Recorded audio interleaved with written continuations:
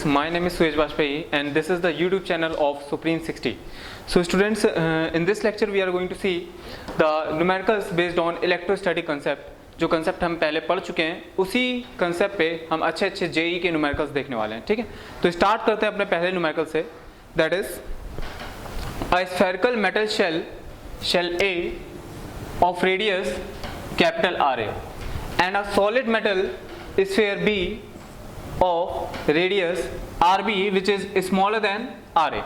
Clear? मतलब एक हमारे पास क्या है, एक हमारे पास मेटल की शेल है ऑफ रेडियस RA और दूसरा हमारे पास सॉलिड मेटल का स्फीयर है B of radius RB. Clear? जिसमें हमें पता है RB जो है वो RA से स्मॉलर है.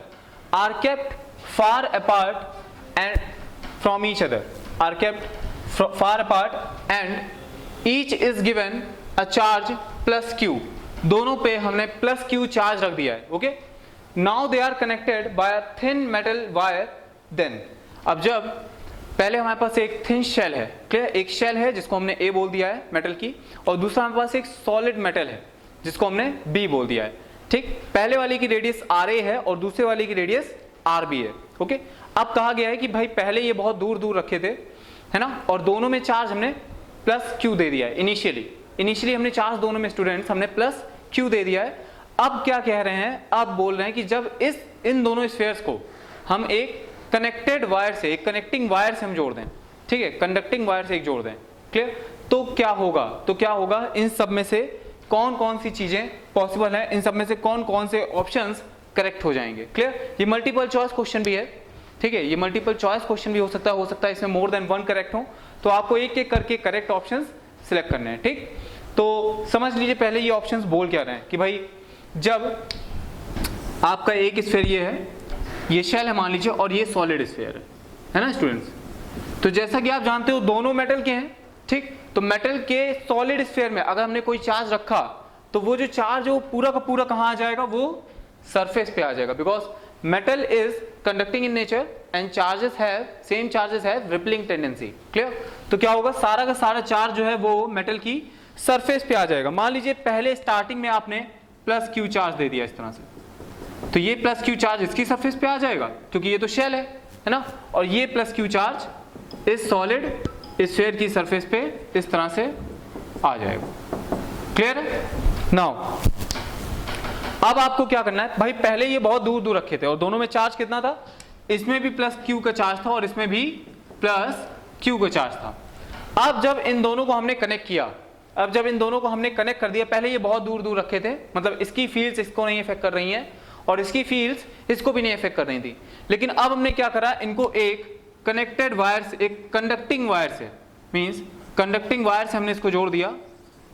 ठीक है, अब क्या होगा, कंडक्टिंग वायर से जैसे ही हम इसे जोड़ेंगे तब स्टूडेंट्स क्या होगा, तब आपको ये चीज समझनी चाहिए कि अब चार्ज ट्रांसफर होगा.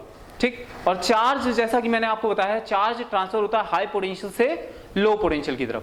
तो मान लेते हैं अभी कि इसका पोटेंशियल मान लो ज्यादा होगा, इसका पोटेंशियल मान लो कम होगा, कुछ चार्ज ट्रांसफर करेगा. ठीक, ये दोनों स्फीयर्स आइडेंटिकल स्फीयर्स नहीं है, एक की रेडियस RA है और एक की रेडियस RB है. शेल की रेडियस RA है और सॉलिड स्फीयर की रेडियस RB दी है आपको. क्लियर? अब आपसे पूछा गया है कि भाई जब स्टेडी स्टेट आएगी तब कंडीशंस कैसी होंगी, तब इस पे चार्ज QA हो जाएगा, तब इस पे चार्ज QA हो जाएगा, इस पे चार्ज QB हो जाएगा स्टेडी स्टेट में. समझ रहे हो स्टूडेंट्स? क्लियर?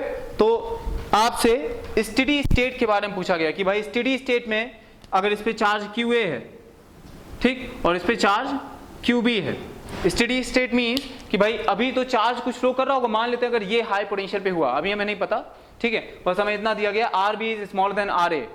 मान लेते हैं कि भाई ये अभी हायर पोटेंशियल पे हुआ, तो क्या होगा, तो इससे कुछ चार्ज इसमें ट्रांसफर होगा. कब तक ट्रांसफर होगा, जब तक दोनों का पोटेंशियल क्या नहीं हो जाता है, सेम नहीं हो जाता है. और जब दोनों का पोटेंशियल सेम हो जाएगा स्टूडेंट, जैसे ही दोनों का पोटेंशियल आप जानते हो सेम हो गया, मींस पोटेंशियल डिफरेंस ही नहीं रहा.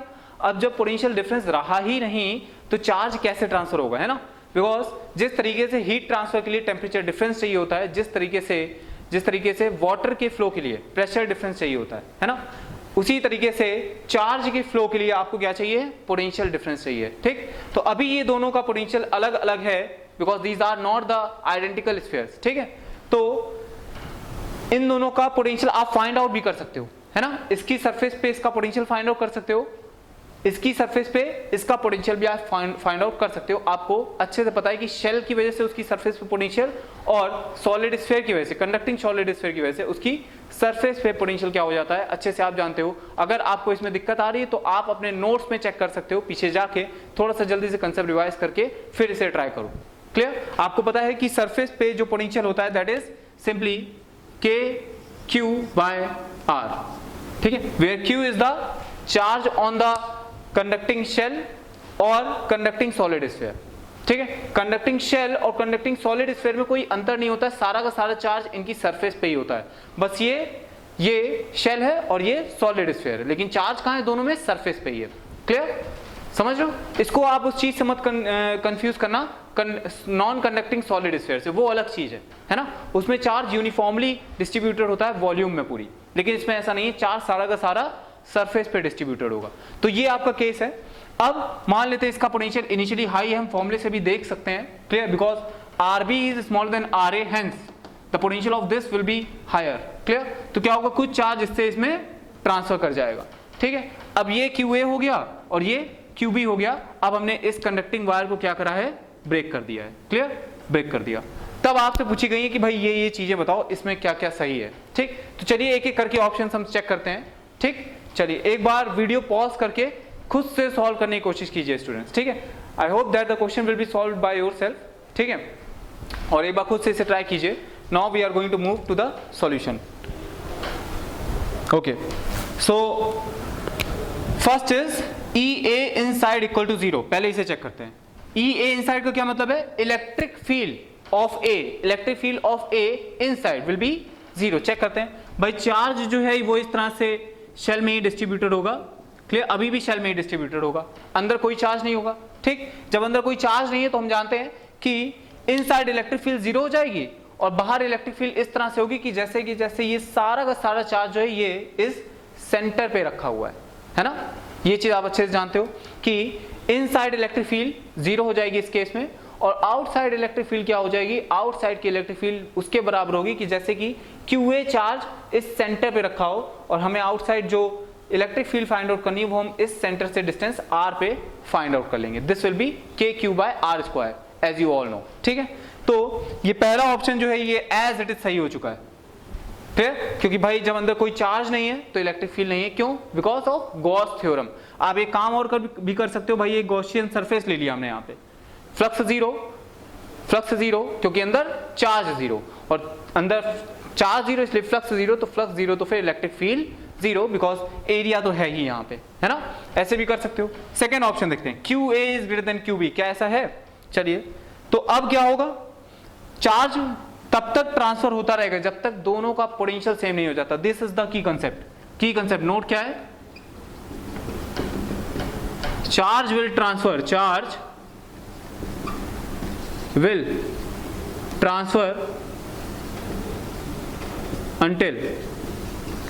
until or unless potential difference will diminished या फिर 0। चार्ज तब तक ट्रांसफर होगा उसका चार्ज का जब तक पोटेंशियल डिफरेंस जो है वो 0 नहीं हो जाता, ठीक। और जैसे ही इन दोनों के बीच में पोटेंशियल डिफरेंस आपका 0 हो गया तो उसी केस में क्या हो जाएगा, उसी केस में आपका चार्ज ट्रांसफर रुक जाएगा और QA और QB as it is charge पे बने रहेंगे, जिसको हम कहेंगे स्टेडी स्टेट चार्जेस, ठीक है। तो अब वही कंपेयर करते हैं कि भाई इसके स्टेडी स्टेट चार्जर कौन बड़ा होगा, किसमें चार्ज ज्यादा होगा, ठीक है। तो चलिए, इसकी रेडियस मत भूलिएगा, इसकी रेडियस आपकी RA है और इसकी रेडियस आपकी RB है। क्लियर? तो पोटेंशियल दोनों का सेम होगा, तो इसका पोटेंशियल आप जानते हो, इसका पोटेंशियल क्या हो जाएगा। एक्चुअली आप अच्छे से जानते हो कि भाई चाहे शेल हो, कंडक्टिंग शेल हो और या फिर कंडक्टिंग सॉलिड स्फीयर हो, conducting solid sphere, non conducting solid sphere का केस अलग हो जाएगा। कंडक्टिंग शेल हो या फिर कंडक्टिंग सॉलिड स्फीयर हो, दोनों का केस एकदम सेम होता है। दोनों के अंदर इलेक्ट्रिक फील्ड 0 होती है, सरफेस पे KQ/R² होती है, जहां पे ये कैपिटल R जो है ये उस सॉलिड स्फीयर की या फिर शेल की रेडियस होती है, ठीक है। और आउटसाइड के बारे में अगर इलेक्ट्रिक फील्ड की बात करेंगे तो this will B KQ/R r square where q is the charge on the sphere or conducting solid sphere, ठीक है, shell या फिर conducting solid sphere, और r is the, sorry, this will be small r. Small r is the distance from the center of the sphere or shell. Clear? दोनों के case में यही फॉर्मूले होते हैं, ठीक. अंदर जीरो, सरफेस पे के Q by capital R square और बाहर के Q by small r square, ठीक. तो बस उसी का यूज करने वाले हैं. एक्चुअली हमें इसके सरफेस पे पोटेंशियल चाहिए. इलेक्ट्रिक फील्ड की बात हो गई है, तो पोटेंशियल क्या होता है? पोटेंशियल अंदर कांस्टेंट हो जाएगा, वही होगा जो सरफेस पे है. याद है? पोटेंशियल की बात अगर हम करते हैं, हम काफी बार कर चुके हैं. एक लास्ट टर्म पे भी हमने न्यूमेरिकल का सेक्शन देखा था, उस पे भी हमने यही बात करी थी, ठीक है. तो मुझे ऐसा लग रहा है कि आपको एक बार कॉपी पलट के अगर दिक्कत हो रही है तो आप देख सकते हो. वैसे मैं एक बार यहाँ पे लिखे भी दे रहा हूँ, ठीक है, कि भाई शेल हो, वहां इलेक्ट्रिक फील्ड की बात हो गई. अब यहाँ हम सॉलिड स्फीयर की बात कर लेते हैं, है ना. सॉलिड स्फीयर की वजह से पोटेंशियल की बात कर लेते हैं. सॉलिड कंडक्टिंग स्फीयर या फिर सॉलिड कंडक्टिंग या फिर conducting shell. Solid conducting sphere या फिर शेल, ठीक है. ये सॉलिड है, आपको दिख रहा है, कंडक्टिंग है, लेकिन नॉन कंडक्टिंग की बात यहाँ पे नहीं हो रही, उसका केस अलग है, ठीक है. तो आप समझ रहे हो कि भाई यहाँ पे इनसाइड जो दोनों का केस सेम होता है, पहली चीज तो, ठीक है. तो मैं दोनों के लिए एक जैसे ही फॉर्मूले लिख रहा हूं. इनसाइड इलेक्ट्रिक फील्ड जीरो होती है तो पोटेंशियल क्या होगा? कांस्टेंट हो जाएगा. मींस V इक्वल टू, और वही होगा जो कि सरफेस पे होता है, where capital Q is the charge on the surface and capital R is the radius of the shell और सॉलिड कंडक्टिंग स्फीयर, ठीक है. और आउटसाइड की अगर हम बात करें इस पॉइंट की दोनों के लिए, तो K Q by small R. Potential will be के Q by small R where Q is the charge on the surface and small R is the radius from the centre, ठीक है. तो हमें इस फॉर्मूले की जरूरत है, क्योंकि यही आपको बता रहा है कि सरफेस पे क्या पोटेंशियल है, और जो पोटेंशियल सरफेस पे होगा वही इसके इनसाइड भी हो जाएगा. Clear? So this is the potential of the surface. तो आपको इस फॉर्मूले की जरूरत है यहाँ पे, ठीक. तो इसका पोटेंशियल आप स्टूडेंट बता सकते हो क्या होगा? इसका potential K Q A upon R A, और इसका पोटेंशियल क्या हो जाएगा? K Q B upon R B. Okay students, तो आप इसे सॉल्व आउट कर लो. You can solve it by yourself. I have to rub it. तो जब आप क्या करोगे, K Q A upon R A upon में आर ए को इक्वल करोगे, क्योंकि पोटेंशियल सेम है इनका स्टेडी स्टेट पे, के Q B upon R B, hence k will cancel out. Okay, this will be QA upon QB is equal to RA upon RB. अब students आप अच्छे से जानते हो RA जो है वो RB से बड़ा है, तो फिर QA जो है ये QB से बड़ा हो जाएगा. So this will be correct. अब आप सिग्मा A और सिग्मा B की बात करेंगे, तो कुछ लोग सोच रहे हैं कि भाई sigma A is directly proportional to QA, sigma B is directly proportional to QB, hence this will wrong. तो ये चीज एकदम गलत हो जाएगी. आपको इसी फॉर्मूले को सिग्मा में कन्वर्ट करना है. मींस आप क्या करोगे, आप सिग्मा जानते हो charge per unit area. Means आपको क्या करना पड़ेगा, इसको सिग्मा ए बनाने के लिए आप यहां पे क्या कर रहे हो, आप सिग्मा ए आप इसको खोल दो, ठीक है. आप इसको खोल दो, समझते हैं जरा. ऊपर वाला फिगर मैं रफ करने जा रहा हूं. ओके,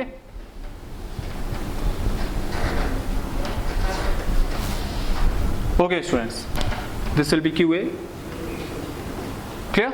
सो अब इसकी बात करते हैं जरा. यहाँ पे sigma A upon sigma B is equal to R B upon R A. तो sigma A will be Q A into pi R A square divided by Q B into pi R B square. Clear है students? और Q A upon Q B will be simply R A upon R B from the initial relation. This will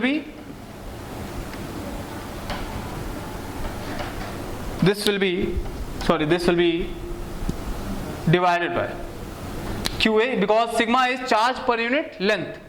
QA upon pi RA square, and this will be QB upon pi RB square. Clear?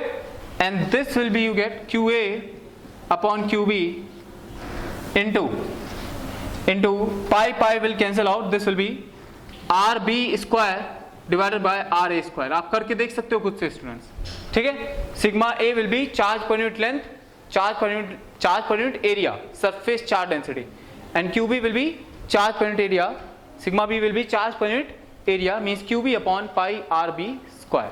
Clear? So Q A upon Q B जो है ये हम पिछले relation से ले लेंगे, this will be R A upon R B.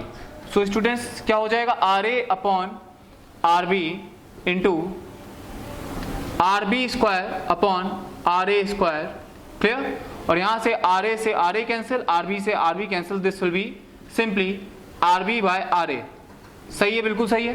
Clear? Means sigma A upon sigma B is equal to R B by R A. मतलब आपसे अगर पूछ दिया जाए इसी प्रॉब्लम में कि भाई सिग्मा बी ज्यादा होगा कि सिग्मा ए ज्यादा होगा, तो आप अच्छे से बता दोगे क्योंकि भाई आर बी जो है ये आर ए से कम है, इस वजह से सिग्मा ए जो है ये सिग्मा बी से कम हो जाएगा। Clear?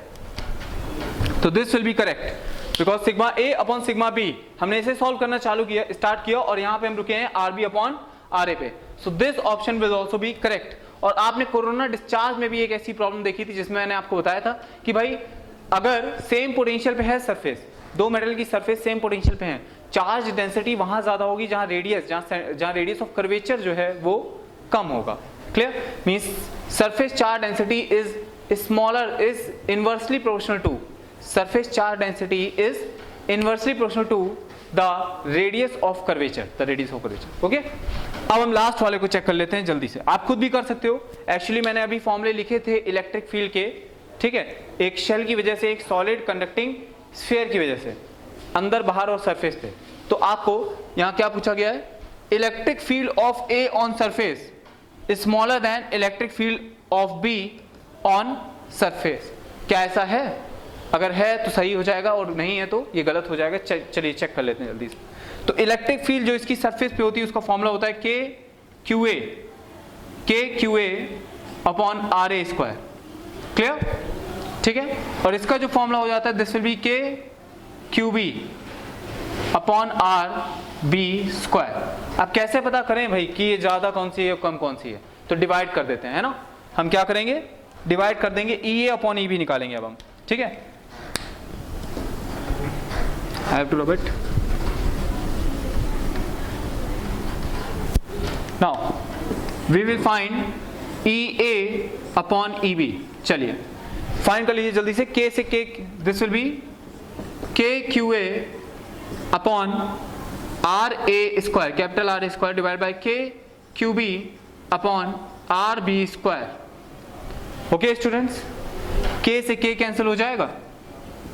As you all know, this will be QA upon QB into RB square into RB square, RB square upon RA square. तो QA upon QB स्टूडेंट्स क्या आया था? This will be RA upon RB. Value put कर दीजिए। This will be RA upon RB into QB into RB square upon R A square. Clear? इसे आप solve कर लीजिए जल्दी से। This will be R B upon R A, और जैसा कि आप जानते हो R B is smaller than R A, hence E A is smaller than E B. Clear? So this will be correct. ठीक, आप इस क्वेश्चन को इतना कैलकुलेटिव नहीं, अगर आपकी प्रैक्टिस हो चुकी है इलेक्ट्रोस्टैटिक की तो आप जल्दी से देख के भी समझ सकते हो। सिंपली क्या करना है आपको इतना सोचना नहीं है। आपको सबसे पहले देखना है कि भाई स्टेडी स्टेट आएगी तो अंदर इलेक्ट्रिक फील्ड तो जीरो होनी है। पहला ऑप्शन तुरंत करेक्ट हो गया। दूसरी चीज भी भाई जब पोटेंशियल सेम होगा, पोटेंशियल सेम है अगर, तो आप समझो पहले चार्ज दोनों पे सेम था, ठीक है। अब क्या होगा, अब इसका पोटेंशियल पहले हाई था, इसका मतलब इससे कुछ चार्ज इसमें आया होगा, तो जो नेट चार्ज होगा इसमें QA वो इस बार QB से ज्यादा हो जाएगा। सिंपल, तुरंत ये सही हो गया। ठीक, ये चीजें लेकिन आपको प्रैक्टिस से समझ में आएंगी, है ना, एकदम से नहीं, एक्सपीरियंस से। ठीक, उसके बाद ये आपने कोरोना डिस्चार्ज में पढ़ा है कि भाई जहां पे सरफेस चार्ज डेंसिटी वहां ज्यादा होती है जहां रेडियस कम हो।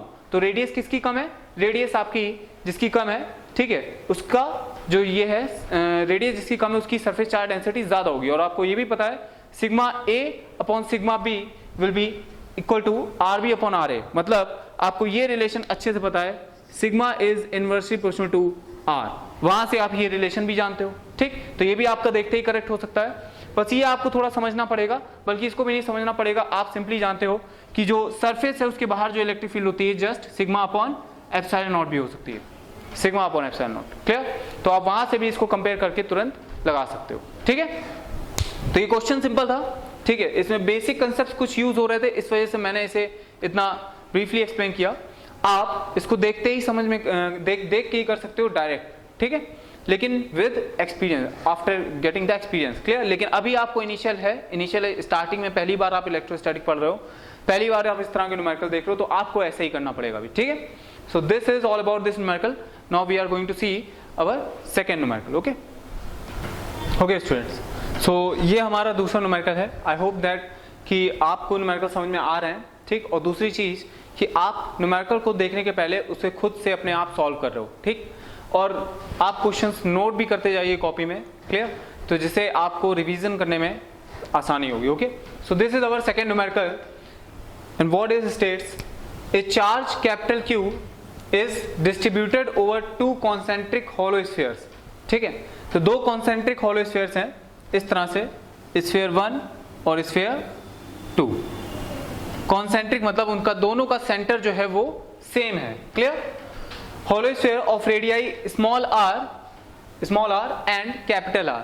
तो एक का रेडियस स्मॉल r है और दूसरे का रेडियस जो है ये कैपिटल R है। ओके, पहले वाले का रेडियस छोटे वाले का रेडियस स्मॉल r है और बड़े वाले का रेडियस जो है ये कैपिटल R है, क्योंकि आपको दिया है यहाँ पे capital R is greater than small r, clear, such that surface density are equal. तो दोनों पे जो सरफेस डेंसिटीज हैं स्टूडेंट्स वो इक्वल है, क्लियर। तो मतलब इसमें अगर सरफेस चार्ज डेंसिटी सिग्मा 1 है और इसमें सरफेस चार्ज डेंसिटी सिग्मा 2 है, तो ये दोनों सरफेस चार्ज डेंसिटी इक्वल है, means sigma 1 will be equal to sigma 2। Okay students, clear. Now find the potential at the common centre, means आपको common centre पे पोटेंशियल जो है निकालना है। You have to find out the potential at this common centre. तो आपको potential निकालना है। पोटेंशियल निकालने के पहले आपको फाइंड आउट करना पड़ेगा भाई इसमें कितना चार्ज है और इसमें कितना चार्ज है, क्लियर। अगर आपसे कहा total charge, charge Q is distributed over two concentric hollow sphere, means total charge capital Q है और उनको इन दोनों पे डिस्ट्रीब्यूट कर दिया गया है। किस तरीके से डिस्ट्रीब्यूट किया गया है ये भी समझ लीजिए, such that the surface charge density are equal, means surface charge density जो है वो इक्वल है। Find the potential at the concentric centre, at the common centre, clear. तो first you have to find the charges Q1 and Q2 on each sphere. कैसे find करेंगे, क्योंकि ये relation हमें दिया हुआ है, इसी को यूज करते हैं। चलिए, तो let the charge on first surface be Q1 and the charge on second will be Q2। और जैसा कि हमें पता है कि भाई Q1 plus Q2 is equal to कितना हो जाएगा, Q1 plus Q2 is equal to total charge जो कि हम डिस्ट्रीब्यूट कर रहे हैं, that is capital Q। This will be capital Q, ठीक। पहला रिलेशन तो ये हो जाएगा, है ना। दूसरा रिलेशन समझते हैं, the second one will be, तो sigma 1 is equal to sigma 2। अब इसको देखते हैं जरा, सिग्मा 1 क्या हो जाएगा, this will be charge per unit area, so this will be students Q1 upon pi 4 pi r square is equal to Q2 upon 4 pi capital R square. Okay, तो 4 पाई will be cancel out. From here you will get Q1 upon Q2. This will be R upon R square upon capital R square. ठीक, तो आपको क्योंकि Q1 और Q2 दो equations और दो unknown, यहां से आप सॉल्व आउट कर सकते हो, ठीक है। यहां से आप सॉल्व कर सकते हो कि भाई Q1 जो आपका निकल के आएगा, this will be equal to R square upon R square plus R square into Q। देखिए दो इक्वेशन है, आप Q2 की वैल्यू रिप्लेस कर दो, Q2 will be Q1 plus capital R square upon R square। Okay, Q2 will be Q2 from here, Q2 will be R square Q1 upon R square। Okay, ये आपका Q2 आ जाएगा। आप Q2 को जब इसमें replace करोगे इस equation में, from here you will get Q1 common ले लिया आपने, this will be 1 plus R square upon R square, this will be R square plus R square upon R square is equal to capital Q। तो जब आप इसको solve करोगे students, then you will get this relation, Q1 is equal to R square divided by R square plus R square into Q। ठीक, तो यहां से आपको ये Q1 मिल गया। Q2 क्या हो जाएगा, आप सिमेट्री से खुद Q2 लिख सकते हो, आपको फिर से सॉल्व करने की जरूरत नहीं है। This will be capital R square divided bye R square plus R square into Q। ठीक है, Q1 आ गया, Q2 आ गया। ठीक है, अब आपको क्या फाइंड करना है, पोटेंशियल फाइंड करना है सेंटर पे। तो आप अच्छे से जानते हो कि इस स्फीयर की वजह से जो सेंटर पे पोटेंशियल होगा वो वही होगा जो इस स्फीयर की वजह से इसकी शेल पे है। ठीक उसी तरीके जो ये बड़ा वाला जो स्फीयर है उसकी वजह से जो सेंटर पे पोटेंशियल होगा वही होगा जो बड़ी वाली स्फीयर की वजह से उसकी सरफेस पे है, क्योंकि अंदर कोई इलेक्ट्रिक फील्ड नहीं होती तो अंदर का पोटेंशियल थ्रू आउट कांस्टेंट होता है, और वो वही होता है जो कि सरफेस पे है किसी भी शेल या सॉलिड कंडक्टिंग स्फीयर की वजह से। ठीक है, तो ये आपको अच्छे से पता था, इसी कंसेप्ट का हमने पिछले न्यूमेरिकल में भी यूज किया था। ठीक है, so this will be the potential here. जब इस पॉइंट पे आप पोटेंशियल फाइंड आउट करोगे then this will be, I have to solve it here. Okay, तो इस पॉइंट पे पोटेंशियल जब आप निकालोगे V, ये क्या होगा, पोटेंशियल ड्यू टू Q1, अंदर वाले Q1 की वजह से पोटेंशियल प्लस Q2 की वजह से पोटेंशियल, और Q1 की वजह से जो स्टूडेंट्स पोटेंशियल आएगा this will B Q1 divided by pi capital R square plus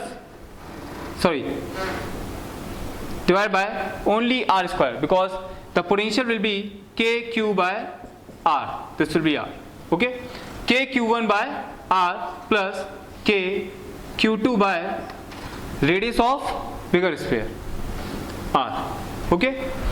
वही किया मैंने जो मैं बोल रहा हूं कि जो इसके छोटे वाले स्फीयर की वजह से जो पोटेंशियल होगा इसके सेंटर पे वो वही होगा जो इसकी सरफेस पे होगा, और सरफेस पे पोटेंशियल कितना होगा, KQ by radius of this small sphere means small r। ये हो गया इसकी वजह से पोटेंशियल एट सेंटर। ठीक, प्लस इसकी वजह से सेंटर पे पोटेंशियल वही होगा बड़े वाली स्फीयर की वजह से जो कि बड़े वाली स्फीयर की सरफेस पे पोटेंशियल है, and this will be again KQ by radius of this bigger sphere that is capital R। ये है सेंटर पे पोटेंशियल इस Q2 की वजह से। ठीक, दोनों को अब Q1 और Q2 की वैल्यू रख दो, you will gate K Q1 will be R square divided bye R square plus capital R square into R plus K Q2 की वैल्यू रख दो R square divided bye R square plus R square into capital R। ठीक, अब आप इन दोनों को add कर दो, simply you will get the answer K, R से R कैंसिल, ठीक है, और यहाँ पे भी R से R कैंसिल हो जाएगा। This will be R plus capital R divided by R square plus R square. So this will be your answer, okay. तो यहाँ से बस वही सिंपल कंसेप्ट यूज हो रहे हैं कि भाई सरफेस की वजह से, एक शेल की वजह से उसके अंदर पोटेंशियल वही होगा जो उसकी सरफेस पे होगा, और अगर हम पोटेंशियल की बाहर बात करें तो ऐसा लगेगा जो सरफेस पे चार्ज है ये पूरा का पूरा चार्ज सेंटर पे रखा हुआ है जो कि उससे r डिस्टेंस पे है, क्लियर, स्मॉल r डिस्टेंस पे। तो इस तरीके से हम पोटेंशियल के फॉर्मूले अच्छे से समझ चुके हैं, इलेक्ट्रिक फील्ड के अच्छे से फॉर्मूले समझ चुके हैं। ठीक, अब आप इस तरह का क्वेश्चन अपने आप सॉल्व कर पा रहे होगे, है ना स्टूडेंट, अपने आप सॉल्व कर पा रहे होगे, काफी प्रैक्टिस करी है हमने एक्चुअली। ठीक है, तो और हम क्वेश्चन देखते हैं, क्वेश्चन नंबर 3 पे आते हैं। ओके स्टूडेंट, तो ये फिर से उसी सेम कंसेप्ट पे कि भाई एक स्फीयर है, एक स्फेरिकल शेल है, उसके अंदर पोटेंशियल क्या होगा, उसकी सरफेस पोटेंशियल क्या होगा, उसके सरफेस के बाहर मींस आउटसाइड पे पोटेंशियल कितना होगा। ठीक है, आपको इसी कंसेप्ट पे एक और न्यूमेरिकल देखने को मिल रहा है। ठीक, आप अच्छे से जानते हो कि भाई इनसाइड पोटेंशियल वही होता है जो उसकी सरफेस पे होगा, और सरफेस पे पोटेंशियल होता है KQ by R, where Q is the charge on the surface of thin shell, और we can say solid, metallic या फिर कंडक्टिंग स्फीयर। ठीक, तो इसी कंसेप्ट पे एक और न्यूमेरिकल देखते हैं, बहुत ही सिंपल सा, बहुत ही बेसिक न्यूमेरिकल है। 3 concentric spherical metallic shells A, B and C of radius small a, small b and small c means 3 concentric shells हैं, इस बार इस तरह से concentric shells हैं, क्लियर।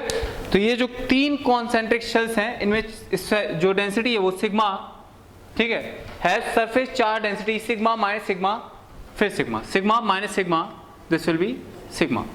क्लियर। तो रेडियस जैसा कि आप जानते हो सबसे छोटा वाला ए है और उससे बड़ा बी, उससे बड़ा सी है। क्लियर। तो रेडियस आप अच्छे से जानते हो, means you have to find, what you have to find, find the potential of the 3 shells. तो 3 शेल्स हैं, इनमें से एक शेल की पोटेंशियल मैं फाइंड कर रहा हूं, बाकी का 2 का आप खुद निकाल सकते हो। ओके, तो चलिए मैं ये मिडिल वाली शेल ले रहा हूं, ये सबसे कॉम्प्लिकेटेड होगा आपके लिए, ठीक। तो इसको मैं फाइंड कर रहा हूं, बाकी सब आप अच्छे से फाइंड आउट करोगे, ठीक है। मैं आंसर सबका बता दूंगा आपको, ठीक। तो लेट अस ट्राई। एक बार वीडियो पॉज करके आप खुद भी इसको सॉल्व कर सकते हो। ओके, चलिए। तो भाई सबसे पहले आपको निकालना पड़ेगा कि चार्ज कितना होगा, है ना। चार्ज कितना होगा, चार्ज तीनों पे कितना होगा ये आपको निकालना पड़ेगा। चार्ज आप अच्छे से जानते हो, क्योंकि sigma is equal to Q by A, hence Q is equal to sigma into area, ठीक। And the area where the charge is distributed, means अगर आप इसकी बात करोगे तो इसमें 4 पाई ए स्क्वायर से इंटू करोगे। क्लियर। अगर आप इसकी बात कर रहे हो स्टूडेंट, तो इसमें 4 पाई बी स्क्वायर से इंटू करोगे, और इसमें आप 4 पाई सी स्क्वायर से इंटू करोगे। Okay, is it clear. तो these are the charges on each sphere, on the surface of each sphere. अब आप पोटेंशियल निकालना चाह रहे हो, ठीक। तो आपको क्या करना है, आपको इस बी पे वी बी आपको फाइंड करना है। मैं वी बी फाइंड कर रहा हूं, वी ए और वी सी आप खुद फाइंड कर सकते हो। This will be the potential because of the charge on this, let it to be q1, let it to be q2 and let it to be q3. So the potential of this surface B is equal to the potential because of this q1, because of this q2, because of this q3. तो q1 की वजह से जो potential है इसके inside वो वही होगा जो इसकी सरफेस पे होगा, means this will B k simply q1 by divided by radius of this surface means radius c plus जो इसकी सरफेस पे पोटेंशियल होगा वही क्या, k q2 divide by b। Clear. और यहाँ पे पोटेंशियल इस q3 की वजह से वही होगा जो इसके आउटसाइड वाला फॉर्मूला होगा, means k Q by small r here and small r will be this distance and this distance will be b। Clear.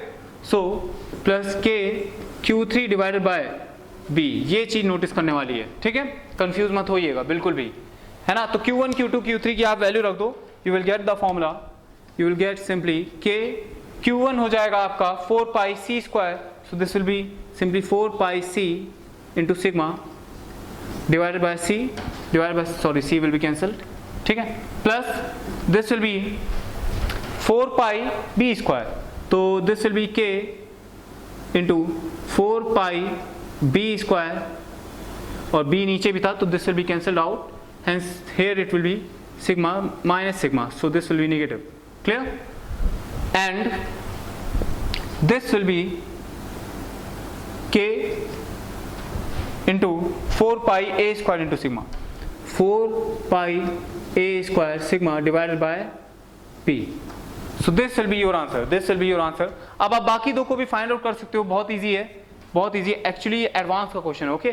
So you have to try it by yourself, okay. So we a की अगर हम बात करें तो V A क्या हो जाएगा, मैं सिंपल आपका लिखने जा रहा हूं, दिस विल बी के जो कि इसकी सरफेस पे होगा q1 बाय सी प्लस के q2 bye C plus k q3 by c, simply means क्योंकि स्मॉल r वाला फॉर्मूला यहाँ यूज होगा इसके लिए और इसके लिए भी स्मॉल r वाला फॉर्मूला, ओके, ठीक है।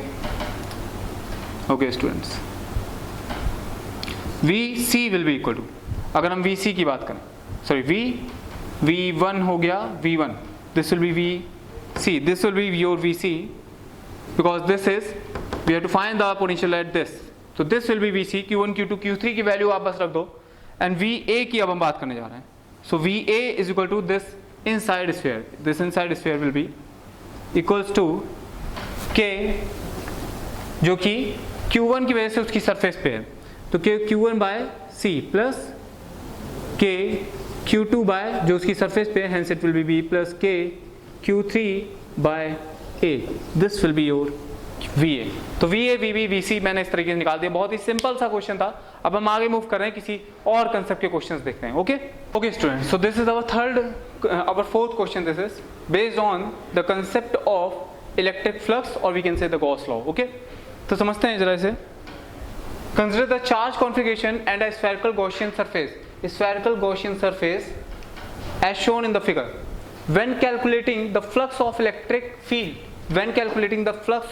field over the spherical surface, the electric field will be due to what? Due to Q2 means आपको ये सिस्टम दिख रहा है, ठीक है। इस सिस्टम में ये गॉसियन सरफेस आपको दिख रही है, इमेजिनरी गॉसियन सरफेस है ये, क्लियर। अंदर चार्ज प्लस Q1 रखा है और एक चार्ज माइनस Q1 भी रखा है, ठीक। तो और क्या है, साथ में एक बाहर चार्ज Q2 रखा है। अब आपसे पूछा गया है कि भाई जो हमारा गॉस लॉ होता है, actually the Gauss law is simply E dot ds का surface integral, this is the net flux through the surface, clear. This will be equal to what? Q enclosed upon epsilon naught, this will be equal to Q enclosed upon epsilon naught. तो ये आपका students, ये आपका Gauss law से net flux आ जाता है। और ये कहता है कि भाई जो गॉस लॉ से नेट फ्लक्स है अपना इलेक्ट्रिक फील्ड का, जो नेट फ्लक्स है इलेक्ट्रिक फ्लक्स, ये आपका जितना चार्ज अंदर है उस पर डिपेंड करता है। ये फ्लक्स जितना चार्ज है उस पर डिपेंड करता है, जितना सरफेस के अंदर चार्ज रखा हुआ है, गॉसियन सरफेस के अंदर जितना चार्ज रखा हुआ है Q enclosed, उस पर ये नेट इलेक्ट्रिक फ्लक्स डिपेंड करेगा।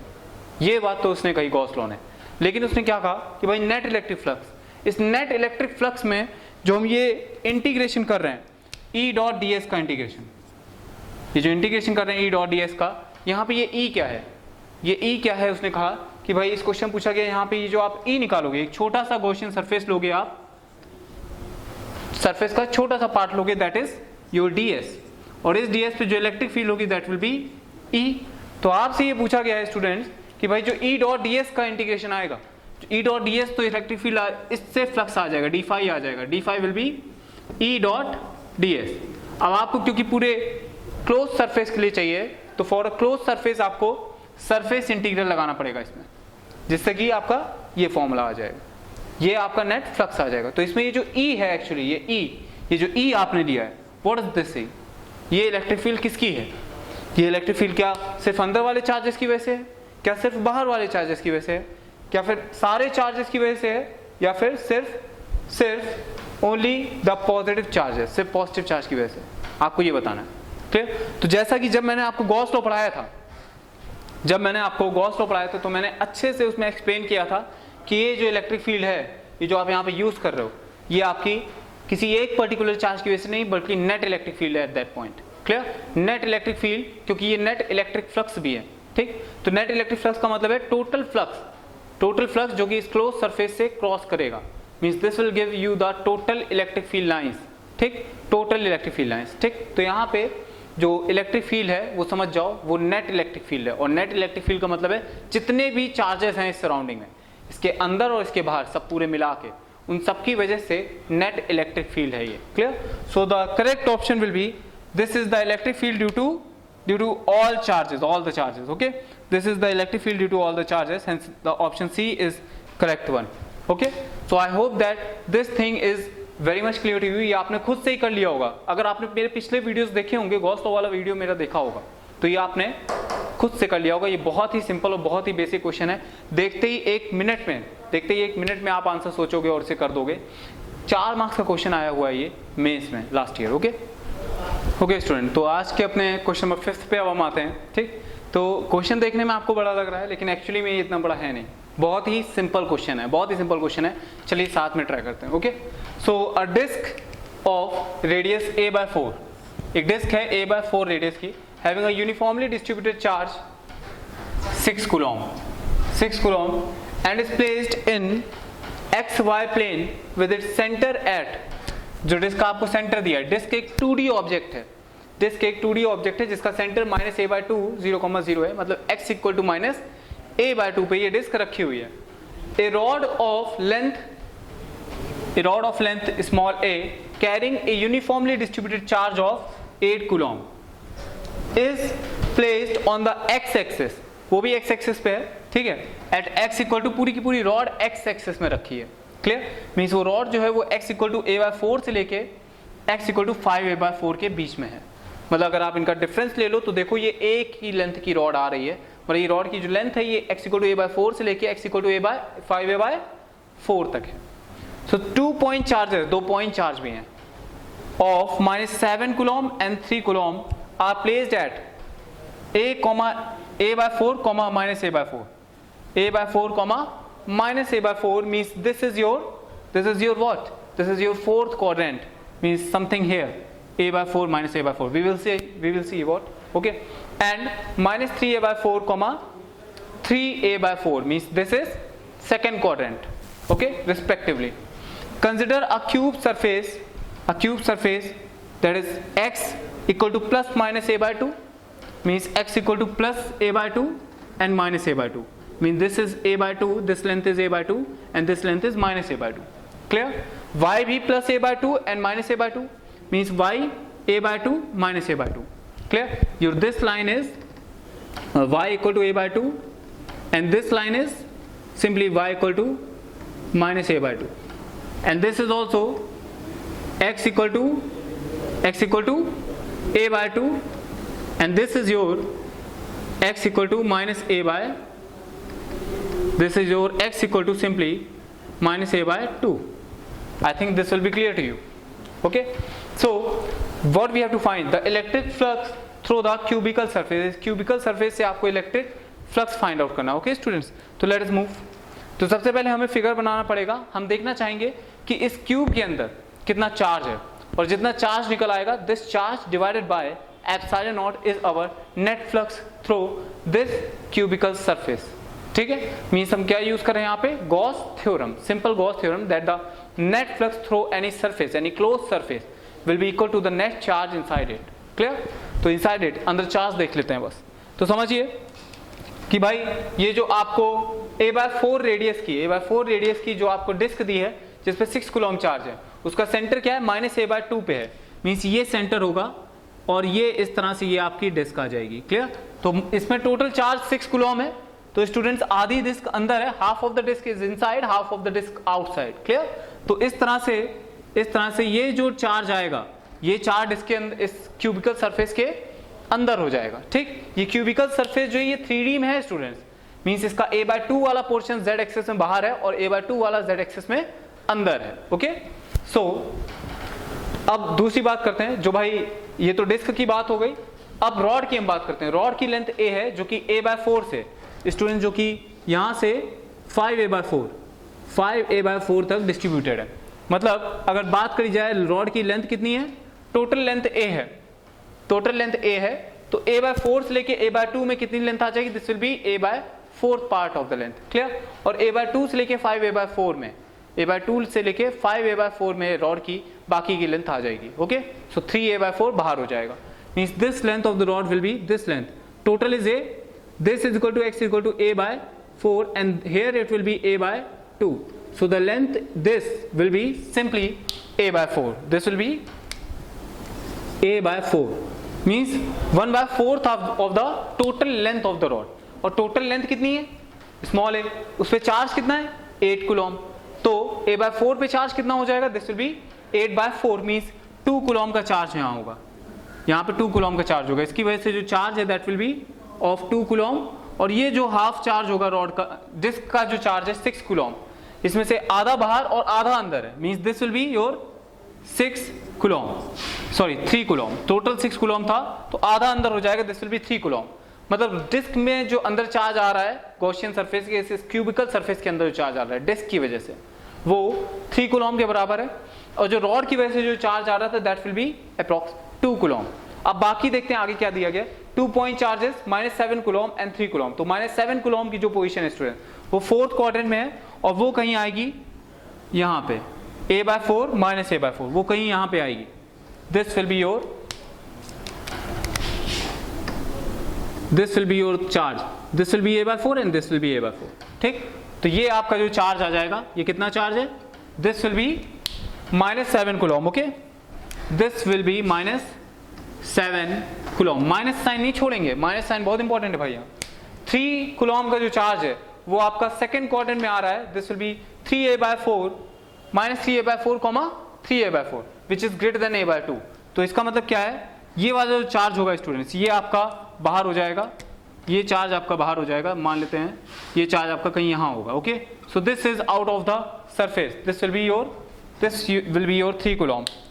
ये आपका 3 कूलम का चार्ज है और इस डिस्क में जो चार्ज था वो भी 3 कूलम था, ठीक है।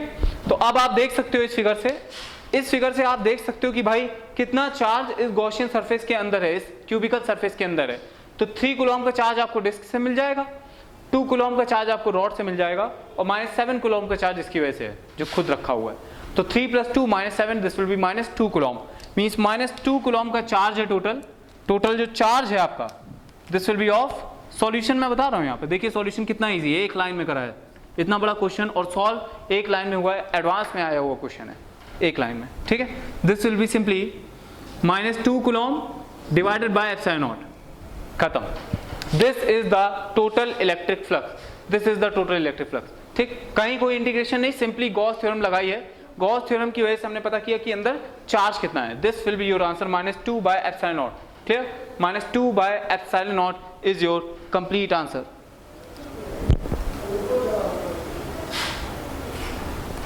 Okay student, -2 C is for charge, okay। -2 coulomb by ε0 is your correct answer. This will be your answer, okay। So आप इस क्वेश्चन को खुद से ट्राई करो, ठीक है, और खुद से ही समझने की कोशिश करो, खुद से ही फिगर बनाओ अपने दिमाग में, खुद से ही, क्लियर। इतना बड़ा क्वेश्चन है, इसका मतलब ये नहीं कि क्वेश्चन को पढ़ा ही नहीं, समझ रहे हो, इतना बड़ा क्वेश्चन है तो लगाएंगे नहीं। बहुत ही सिंपल क्वेश्चन था, कुछ लिखने की भी जरूरत नहीं पड़ी, इतने से पार्ट में सॉल्यूशन आ गया 2 लाइन में, समझ लो। बस इस फिगर को सही से समझना था। ये फिगर जिसने सही से बना लिया होगा उसका आंसर आ गया होगा, एग्जैक्ट आ गया होगा, उसे चीजें सारी समझ में आ रही होंगी, क्लियर। तो concentrate on this figure and the language, okay. बहुत ही सिंपल, बहुत ही बेसिक क्वेश्चन था, सिंपल गॉस लॉ का यूज हुआ है, ओके स्टूडेंट। तो ये अपना इलेक्ट्रिक फ्लक्स से बेस्ड क्वेश्चन नंबर 6 है, question number 6 based on the electric flux. तो इसको देखते हैं क्या है, क्या बोल रहा है ये। Consider an electric field E is equal to E naught K cap. K cap is the unit vector in the direction of Z axis. Clear? Where E naught is constant, the flux through a rectangle of coordinates of vertex. Vertex के जो coordinate हैं वो 0, 0, 0, 0, A, 0, A, and A, 0, 0. Means इस तरह से आपको vertex के coordinate दिए हुए हैं। स्टूडेंट्स आपको समझ में आ रहा होगा क्योंकि ये 3D कोऑर्डिनेट्स हैं, इस वजह से जो फिगर होगा वो 3D में हमें 3D में ये फिगर को एनालाइज करना होगा, इस फिगर को, ठीक। तो जब भी कभी कुछ ऐसा आए तो आप खुद अपने सिस्टम को 3D में कर लो, ठीक।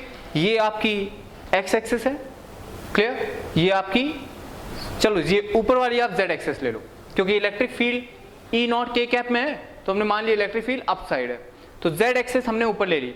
If this is your z axis, okay, means I cross J ऊपर की तरफ होना चाहिए, मीन्स I जो है x axis out of the board होनी चाहिए और y एक्सिस राइट डायरेक्शन में होनी चाहिए, means this is your y axis and this will be your x axis. हमने ये कैसे पता करा, हम सिर्फ एक चीज जानते हैं, I cross J, I cap cross J cap is equal to simply K cap, ठीक है, means I cross J is equal to K, ठीक। तो इस हिसाब से हमने एक्सिस फिक्स कर ली सबसे पहले। अब हम अपने सिस्टम को एनालाइज करने की कोशिश करेंगे, ओके स्टूडेंट्स। तो सिस्टम को एनालाइज करने के लिए आपको एक 3D ऑब्जेक्ट की जरूरत पड़ेगी।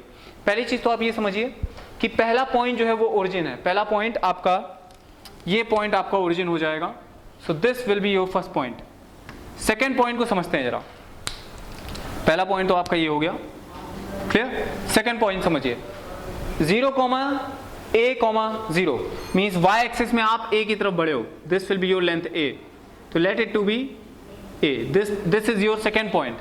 थर्ड पॉइंट समझते हैं, A, 0। स्टूडेंट्स आपका जो A, आएगा वो ये हो जाएगा, ये x एक्सिस में A और ये y एक्सिस में, ये आपका A, ये आपका 0, A आ गया। अब आपको x एक्सिस में भी आगे बढ़ना है, मीन्स आपको प्लेन के बाहर आना पड़ेगा। आप समझ रहे हो प्लेन के बाहर का क्या मतलब है? इसका मतलब है कि जैसे कि अगर हम आपको 3D में दिखाएं, जैसे ही आपको कोई क्वेश्चन 3D में मिले तो आप इस तरीके से कोई पेज ले लो या फिर कोई बुक ले लो, ठीक है, उस हिसाब से समझने की कोशिश करो, बहुत ईजी हो जाएंगी चीजें। तो मैं आपको समझाने की कोशिश करता हूं कि ये आपका पहला पॉइंट हो गया, this will be your first point 0,0,0, clear, and this will be your second point, ठीक है, ये आपका सेकेंड पॉइंट हो गया।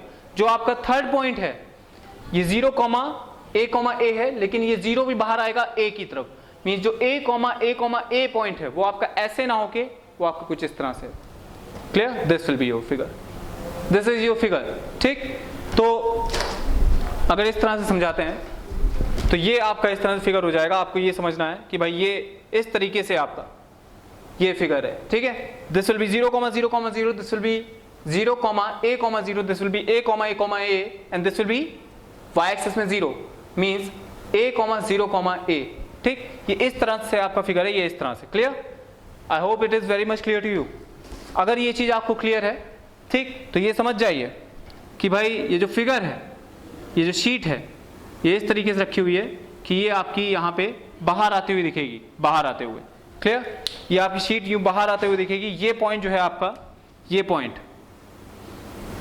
अगर हम इस तरह से बना रहे हैं तो ये समझ जाइए कि भाई ये पॉइंट जो है ये इस पे लाई कर रहा है, ये इस पे लाई कर रहा है, ये शीट जो है ये आपकी बाहर आते हुए है, ठीक है। I hope that this is very much clear to you.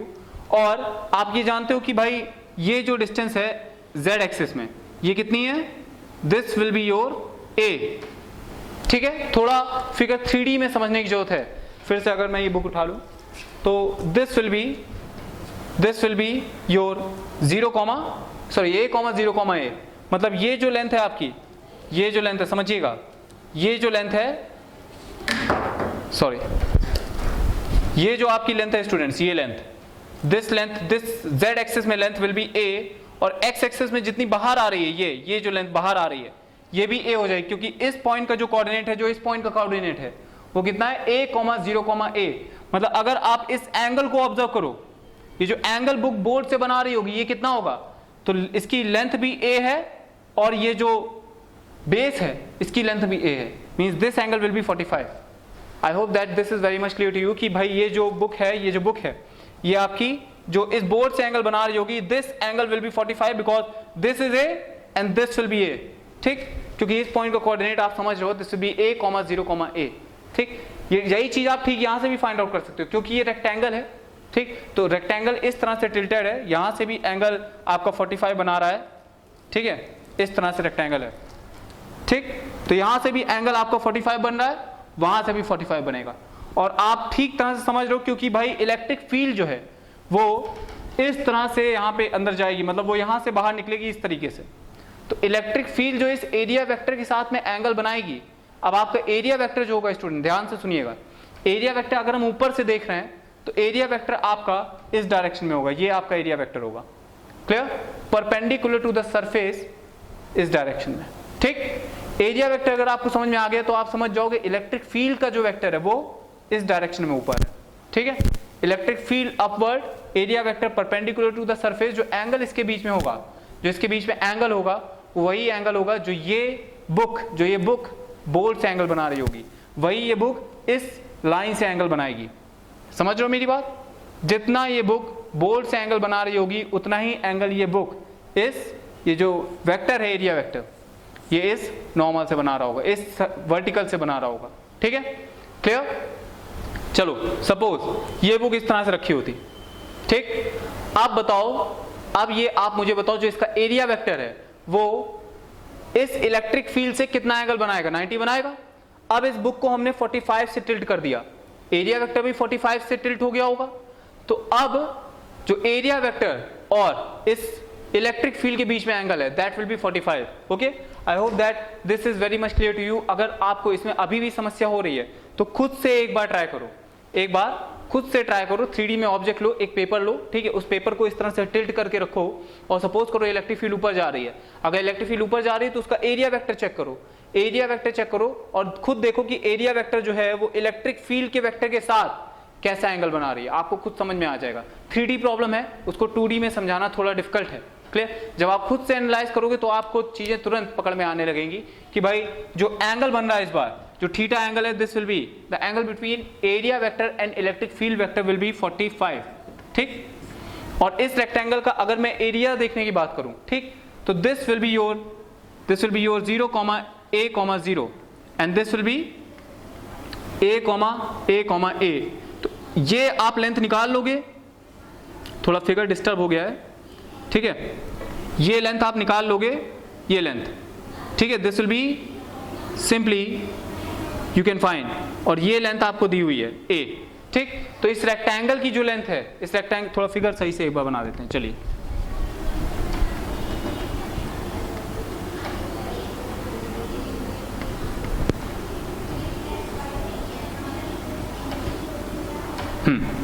तो ये आपका फिगर हो जाएगा this, clear, this will be your y axis, this will be your z axis and this will be your this will be your x axis, ठीक है। और ये आपकी फिगर जो है, ये आपका फिगर इस तरीके से बाहर आ रहा है। तो ये एंगल आपको अगर पता है, this will be your 0, a, 0 and this will be your a, a। तो जो ये लेंथ है स्टूडेंट्स, ये आप सिंपली डिस्टेंस फॉर्मूला यूज करोगे, x2 - x1 का whole square plus y2 - y1 का whole square plus z2 - z1 का whole square, this will be √2a and this will be, my dear friends, this will be a। तो जो rectangle का area है actually, वो area जो है, area आपका आ जाएगा √2a², क्लियर है। और इलेक्ट्रिक फील्ड आपको दी हुई है, इलेक्ट्रिक फील्ड आपको दी है E0 times k cap, E0 k cap, ठीक है, क्लियर। तो अब आपको जैसा फाइंड करना है इलेक्ट्रिक फील्ड का, अगर हम सिर्फ मैग्नीट्यूड ले लें तो आप जानते हो flux will be simply mod of E into mod of A into cos theta, clear. तो E हो जाएगा आपका, बहुत ही सिंपल क्वेश्चन था, बहुत सिंपल, बस आपको 3D में थोड़ा सा एनालाइज करना था, वो मैंने आपको एनालाइज कराने की कोशिश करी है, आप खुद से भी कर सकते हो, ठीक है। तो यहां से स्टूडेंट्स जो E वेक्टर आएगा, दिस विल बी E0, इसका मैग्नीट्यूड जो है ये E0 हो जाएगा, area vector will be √2a², cos theta will be 1/√2 because theta is equal to 45, clear. √2 से √2 कैंसिल हो जाएगा और आपका आंसर जो है इसमें से वो थर्ड ऑप्शन आ जाएगा, clear. So this is the whole concept, simple flux का क्वेश्चन था ये, 4 मार्क्स का मेंस में पूछा गया लास्ट ईयर, ठीक, बहुत ही सिंपल क्वेश्चन था, बस आपको 3D में एनालाइज करना था। 3D में एनालिसिस बहुत जरूरी है, ये तब तक आपको नहीं आएगी जब तक आप खुद से नहीं प्रैक्टिस करोगे, ठीक। ये आपको कोई 2D में नहीं करके दिखा सकता, आपको खुद एनालाइज करना पड़ेगा, खुद समझने की कोशिश करनी पड़ेगी। I hope that this question is very much clear to you. अगर नहीं है तो फिर एक बार खुद से एनालाइज कीजिए, चीजें एकदम क्लियर हो जाएंगी। बहुत ही सिंपल कंसेप्ट था, फ्लक्स का कंसेप्ट है E.A का, E A cos theta, okay okay student. So let us see question number 7 and 8, ठीक है, based on the same concept, that is इस बार कंसेप्ट इलेक्ट्रोस्टैटिक फ्लक्स या फिर गॉस थ्योरम पे नहीं है, थोड़ा सा इलेक्ट्रिक फील्ड की तरफ मूव कर रहे हैं, बेसिक क्वेश्चन है एकदम, है ना, समझते हैं। A pendulum bob of 80 milligram charge this 2 × 10⁻⁸ coulomb is at rest in horizontal electric field. Means इस तरीके से एक हॉरिजॉन्टल इलेक्ट्रिक फील्ड है और बॉब जो है वो इस तरीके से आपकी थी। अगर ये इलेक्ट्रिक फील्ड ना होती तो बॉब आपकी वर्टिकल होती, क्लियर। ये आपकी बॉब है जो कि यहाँ से फिक्स है, ये आपकी बॉब है। अगर इलेक्ट्रिक फील्ड ना होती तो ये बॉब वर्टिकल होती, क्योंकि इलेक्ट्रिक फील्ड है तो इस पे एक फोर्स लगेगा इस डायरेक्शन में, इस वजह से ये बॉब जो है ये आपकी इस तरीके से टिल्टेड हो जाएगी, जो एंगल वर्टिकल से बनाएगी, let it to be theta, ठीक है। इस तरीके से आपकी बॉब हो जाएगी और ये जो इस पे फोर्स लग रहा होगा student, this will be Q times E, क्योंकि हम जानते हैं Q is the, let what is Q? Q is the charge on bob, Q is the charge on bob and let M be the mass of the bob, ठीक। तो इस पे जो जो फोर्स लग रहा होगा, क्योंकि Q पॉजिटिव चार्ज है, पॉजिटिव चार्ज इलेक्ट्रिक फील्ड की डायरेक्शन मूव करता है, hence this will be the force QE, ठीक। और क्या कहा गया आपसे, इलेक्ट्रिक फील्ड आपको दे दी गई है, this is the electric field, find the tension in the thread. तो आपको इस थ्रेड में टेंशन निकालनी है, let it to be T। आप क्या करोगे, फिर से आप एक्सिस सिलेक्ट करोगे, आप पहले सारे फोर्सेस देखोगे बॉब पे, एक QE का फोर्स लग रहा है, एक mg का फोर्स लग रहा है और एक टेंशन का फोर्स लग रहा है, बस। तो ये आपका बॉब का FBD हो गया सबसे पहले। फिर आप एक्सिस सिलेक्ट करोगे, एक्सिस आपकी हो जाएगी ये x axis and this will be your y axis, this will be your x and this will be your y। तो अब जो फोर्स आपका एक्सिस में नहीं है उसको आप एक्सिस में रिजॉल्व करोगे, है ना। इस तरह के क्वेश्चन हम पहले भी कर चुके हैं। So this is I think very much simpler to you, very much simple, ठीक है। तो this will be T cos theta and this will be here T sine theta, ठीक। अब आपको क्योंकि टेंशन फाइंड आउट करना है तो टेंशन के लिए आप T cos theta is equal to mg कर दोगे, क्लियर, और T sine theta is equal to, क्योंकि आपको कहा गया क्या that the bob is at rest का मतलब इक्विलिब्रियम का मतलब नेट फोर्स जीरो, मतलब राइट एक्सिस में फोर्स, पॉजिटिव एक्स एक्सिस में force will be equal to negative x axis में फोर्स, पॉजिटिव वाई एक्सिस में फोर्स जो है वही नेगेटिव वाई एक्सिस के फोर्स के बराबर हो जाएगा। So this will be T cos theta is equal to mg T sine theta is equals to QE, ठीक है। यही हमने किया है, दो इक्वेशन बन गई, दो अननोन है टी और थीटा, तो आ जाएंगे, सिंपली डिवाइड कर दो दूसरे को पहले से, तो tan थीटा मिल जाएगा, tan theta will B QE divided by mg। तो अब आप इसे सॉल्व कर डालो, इसे सॉल्व करो तो Q की वैल्यू रखोगे 2 × 10⁻⁸, E की वैल्यू रखोगे 20,000 और आप M की वैल्यू रखोगे 80 milligram, this will B 80 × 10⁻³ gram into G की वैल्यू रखोगे 10, clear. So here it will B ये 10⁻³ जो है ये ऊपर चला जाएगा, इसको हटा दो यहाँ से, दिस विल बी 1000, 1 2 3 4 5 6 7, तो यहाँ पे आपका 10⁻⁸ हट जाएगा, नीचे एक 10 बचेगा और ये सारे जीरो हटा दो। सॉल्व करना है बस आपको, सिंपली सॉल्व करना है बस हमें, ठीक है। So this will be students your 4/8000, so this will be your 1/2000, this will be your tan theta, okay. तो tan थीटा आपका आ चुका है। अब इसी से आप जब इन दोनों को स्क्वायर करके ऐड कर दोगे तो this will be T square cos square theta plus sine square theta is equal to simply mg का होल स्क्वायर प्लस QE का होल स्क्वायर, ठीक। तो यहाँ से sine square theta plus cos square theta is equal to 1 हो जाएगा, सो ये आपका टी स्क्वायर आ जाएगा, हम अंडर रूट ले लेंगे तो यहाँ से हमें टी मिल जाएगा। So this is all about this question, this is a very simple question of electrostatic, electric field और वी कैन से मैकेनिक्स, ठीक। सिंपल सी बेसिक मैकेनिक्स इसमें लग रही है। So this is all about the question number 7 and question number 8, we have to find the angle, clear. तो these are the basic 8 question of this electrostatic chapter. Next lecture में हम capacitance के concept पे आएंगे, ठीक है। So this is all, thank you.